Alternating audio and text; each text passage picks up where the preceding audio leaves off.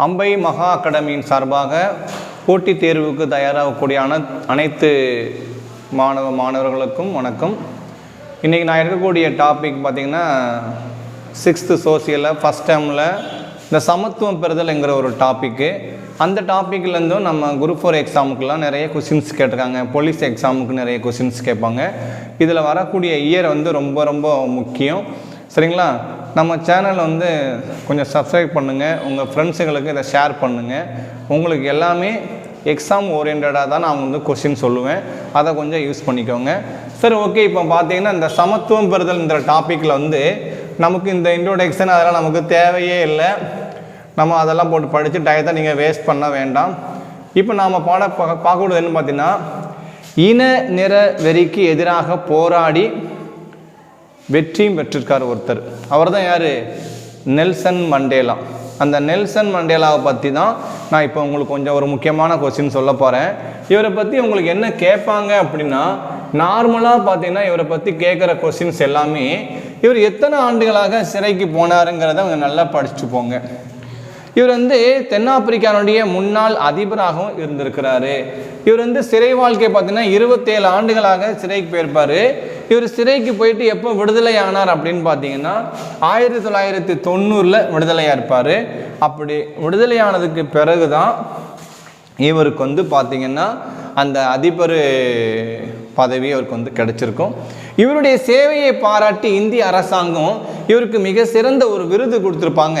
அது என்ன விருது அப்படின்னா, இந்தியாவிலே மிக உயர்ந்த ஒரு விருதாக கருதப்படக்கூடிய பாரத ரத்னா விருதும் இவர் வாங்கியிருக்கிறாரு. அப்போ நமக்கு தேவை பாரத ரத்னா விருதுங்கிறது இந்தியாவில் பிறந்த ஒருவருக்கு மட்டும் நினைக்காதீங்க, வெளிநாட்டை சார்ந்தவங்களுக்கும் இந்த விருது கொடுத்துருக்காங்க. அப்படிதான் பாரத ரத்னா விருது பெற்ற முதல் வெளிநாட்டுக்காரர் கான் அப்துல் காபர் கான். இன்றைக்கி அவர் பாகிஸ்தான் அந்த இதில் லிமிட்டில் வந்துடுவார். அதனால் பாகிஸ்தானை சேர்ந்த கான் அப்துல் காபர் கான் அவர் நம்ம ஆரம்ப காலகட்டத்தில் எல்லை காந்தின்னு சொல்லுவோம் பார்த்தீங்களா, அவர் வாங்கியிருக்கிறாரு.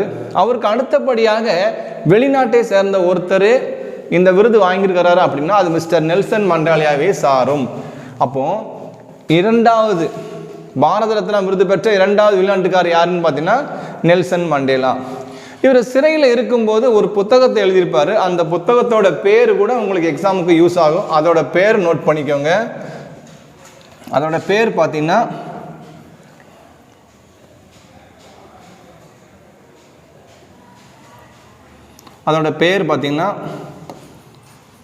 Long walk to freedom.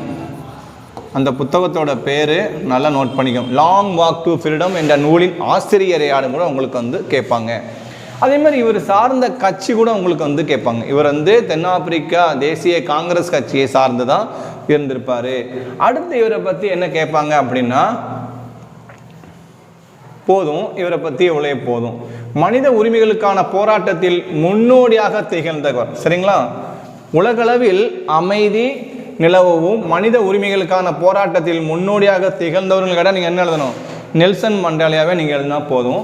அடுத்து பார்த்தீங்கன்னா இன்னொரு கொஸ்டின் ஒன்று இருக்குது பாருங்கள். இந்த ஜாதிய பாகுபாடை பற்றி ஒரு கொஸ்டின் இருக்குல்ல, அதில் டாக்டர் அம்பேத்கரை பற்றி ஒரு கொஸ்டின் கேட்டிருப்பாங்க. அது எப்படி கேட்டிருக்காங்க பாருங்கள்.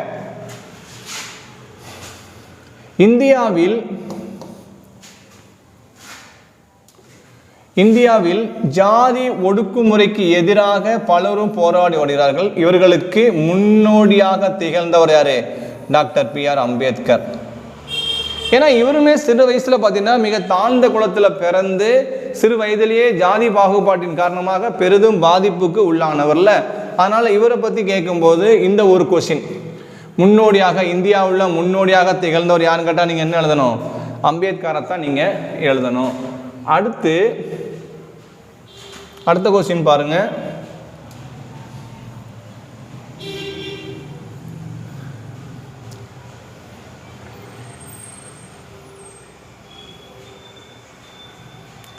இந்த அம்பேத்கரை பற்றி சில கொஸ்டின்ஸ் எல்லாம் இருக்குது. அதுலேயுமே உங்களுக்கு ஒரு இம்பார்ட்டன்ட் கொஸ்டின்ஸ்லாம் இருக்குது. இதில் எதையுமே நீங்கள் விட்டுறாதீங்க. இதில் எல்லாமே இம்பார்ட்டண்ட்டு. இதில் எல்லா பாயிண்ட்ஸுமே நல்லா படித்து வச்சுக்கோங்க. கொஸ்டினில் வந்து இவற்றுள் எது ஒன்று டாக்டர் அம்பேத்கரை பற்றி சரியானது, அல்லாதது, பொருத்தம் இல்லாதது, சரியானது, பிழையற்றது, பிழையானது அப்படிலாம் கேட்பாங்கல்ல. இப்போ பார்த்தீங்கன்னா இவரை வந்து எப்படி சொல்லுவாங்க, பாபா சாஹேப் என அழைக்கப்படுவார் அப்படி கேட்பாங்க. அதே மாதிரி தான் இந்திய சட்ட நிபுணராகவும் பொருளாதார நிபுணராகவும் இருந்திருப்பார்.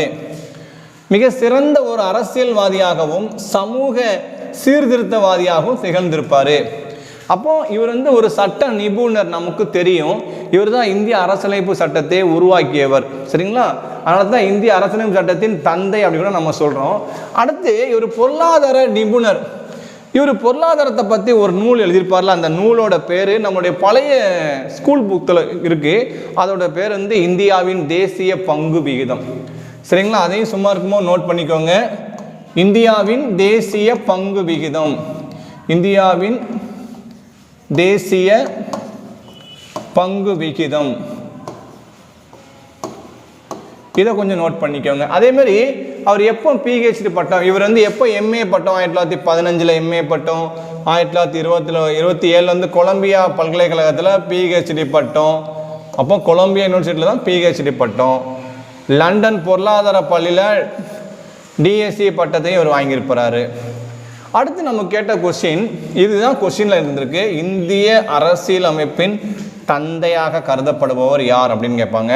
அடுத்து பார்த்தீங்கன்னா ஒரு முக்கியமானது, இந்தியாவினுடைய முதல் சட்ட அமைச்சராக பணியாற்றியிருப்பார் டாக்டர் அம்பேத்கருக்கு இந்திய அரசு எந்த ஆண்டு பாரத ரத்னா விருது கொடுத்தாங்க அப்படின்னா, இவருடைய மறைவுக்கு பிறகு தான் 1990ஆம் ஆண்டு தான் இவருக்கு பாரத ரத்னா விருது வழங்கி கௌரவிக்கப்பட்டது, சரியா? இன்னைக்கு இவர் பேரில் பார்த்தீங்கன்னா அம்பேத்கர் சட்ட பல்கலைக்கழகம் ஒன்று ஃபங்க்ஷன் ஆகிட்டு இருக்கு.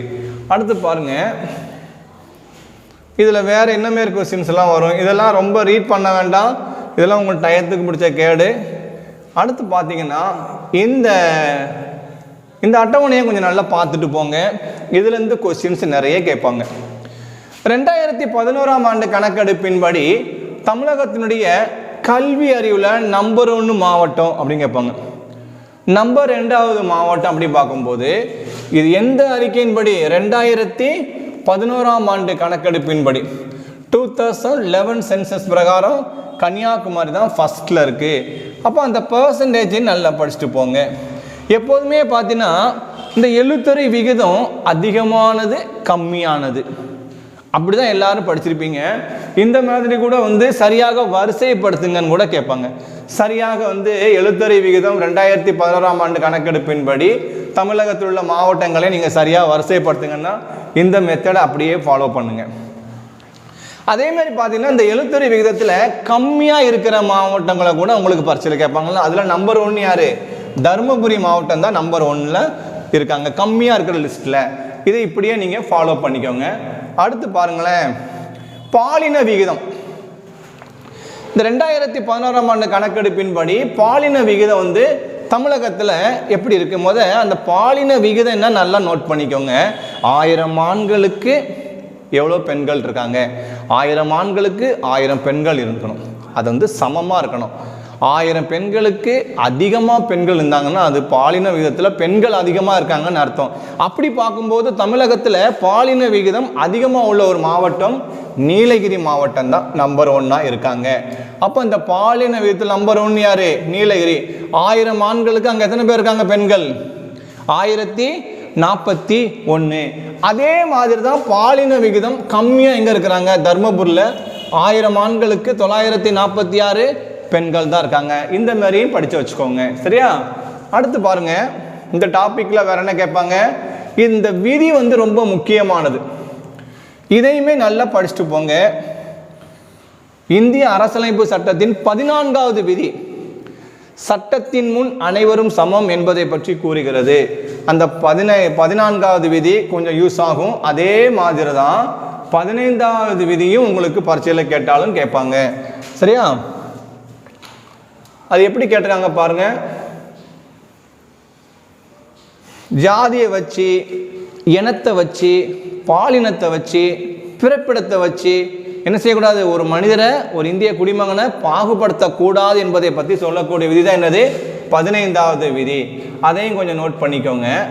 ஸோ நெக்ஸ்ட் பாருங்களேன்,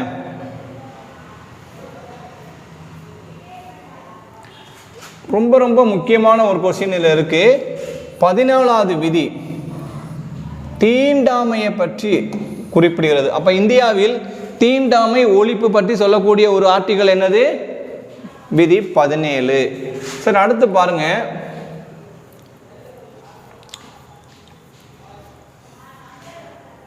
இந்த ஏபிஜே அப்துல் கலாம் பற்றி இதில் ஒரு முக்கியமாக இருக்குது. நிறைய பேர் இவ்வளோ இந்த எழுத்து ரொம்ப பொடிசாக இருக்குன்னு இம்பார்ட்டன்ஸ் கொடுக்காம போகாதீங்க.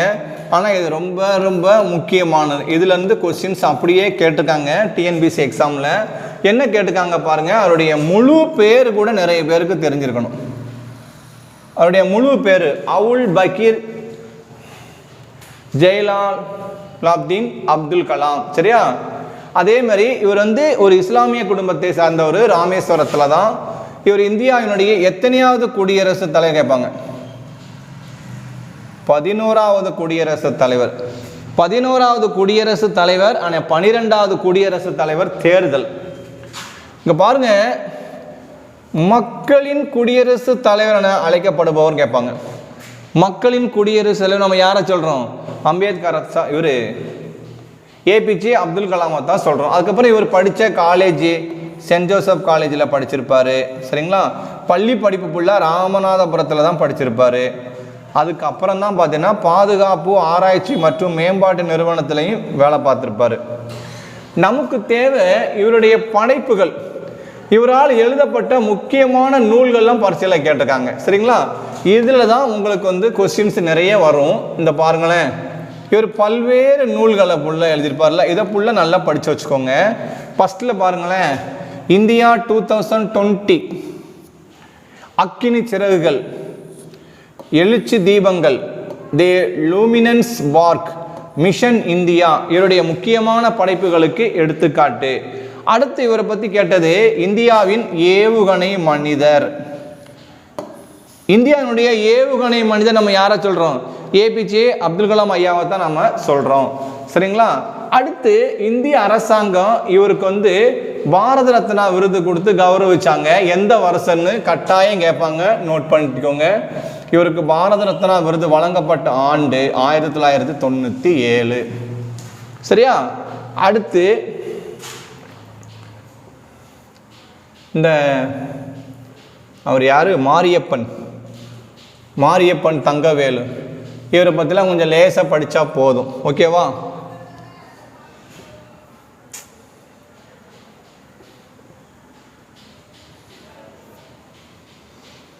இவர் எந்த விளையாட்டோட தொடர்புடையவங்கன்னு கொஞ்சம் கேட்டாங்கன்னா கொஞ்சம் படிச்சுட்டு போங்க. இவர் உயரம் தாண்டுதலோடு தொடர்புடையவர். இவர் ஒரு உயரம் தாண்டுதலோடு தொடர்புடையவர். இவர் உயரம் தாண்டுதல் விளையாட்டோடு தொடர்புடையவர். சரியா? அடுத்து